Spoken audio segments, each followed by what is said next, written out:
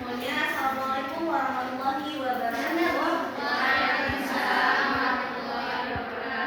Selamat siang semuanya. Yang terhormat dosen pengampu Bapak Muhammad Ali SAG MSI dan yang saya banggakan kepada teman-teman semuanya sekalian. Di sini kami akan mempresentasikan hasil diskusi minggu lalu yang berjudul pentingnya kebijakan dan komunikasi dalam menghadapi perubahan.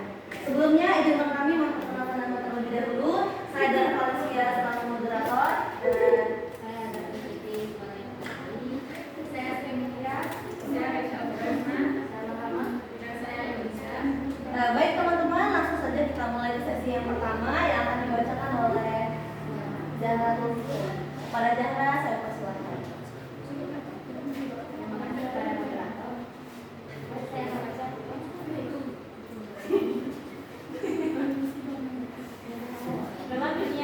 Dalam dunia yang terus berubah dengan cepat dan cepat akibat globalisasi, teknologi yang berkembang pesat dan dinamika sosial ekonomi, kemampuan untuk beradaptasi menjadi sangat penting. Organisasi, pemerintah, dan masyarakat dihadapkan pada tantangan dan peluang baru yang memerlukan respon yang cepat dan tepat. Dalam konteks inilah kebijakan dan komunikasi memainkan peran vital. Kebijakan yang merespon dan adaptasi memungkinkan suatu entitas untuk merespon perubahan dengan cara yang terstruktur dan transparan. Baik, terima kasih kepada Zahra. Selanjutnya akan dibacakan oleh Suri Mulia kepada Suri saya persilakan.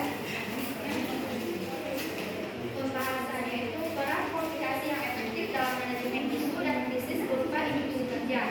Target dari organisasi tersebut perannya harus dijalankan oleh masing-masing karyawan atau pegawai sampai masalah-masalah yang sedang dihadapi oleh masing-masing karyawan dan pegawai. Dengan demikian, komunikasi yang efektif memiliki peran penting di dalam sebuah organisasi. Selanjutnya akan dibacakan oleh Raisa Al-Mukamina pada Raisa saya persilakan. Selanjutnya, peran penting komunikasi dalam suatu organisasi. Yang pertama, meningkatkan produktivitas. Yang kedua, mengatasi atau menghindari adanya suatu konflik. Yang ketiga, membantu mengembangkan potensi setiap karyawan atau pegawai.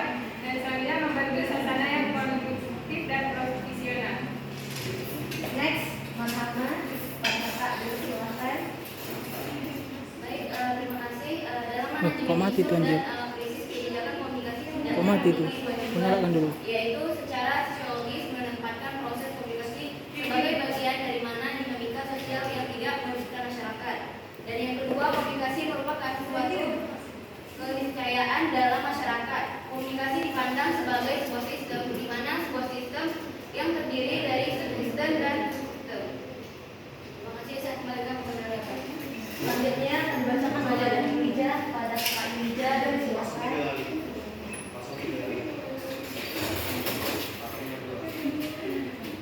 Baik, koordinasi antara kebijakan dan komunikasi. Koordinasi yang efektif antara kebijakan dan komunikasi memiliki dampak signifikan dalam meningkatkan ketahanan organisasi. Ketika kebijakan yang diterapkan di komunikasi secara jelas dan konsisten, hal ini memastikan seluruh anggota organisasi memahami dan mengikuti pedoman yang sama, mengurangi kehubungan dan meningkatkan kejelasan informasi. Baik, terima kasih kepada Dinija. Nah, jadi kesimpulan yang dapat kita ambil adalah pentingnya kebijakan dan komunikasi dalam menghadapi perubahan. Secara singkat itu adalah bahwa kebijakan dan sebuah komunikasi berperan penting dalam menghadapi perubahan dan krisis. Manajemen itu membantu organisasi mengidentifikasi dan merespon perubahan dengan cepat. Sedangkan manajemen krisis diterapkan saat menghadapi tantangan yang tiba-tiba dan signifikan. Keduanya sangat-sangat memerlukan kebijakan yang terbuka dan komunikasi yang efektif untuk mengurangi dampak negatif dan mempertahankan sebuah reputasi organisasi. Demikian presentasi kami. Apabila ada kesalahan kata, mohon maaf. Saya moderator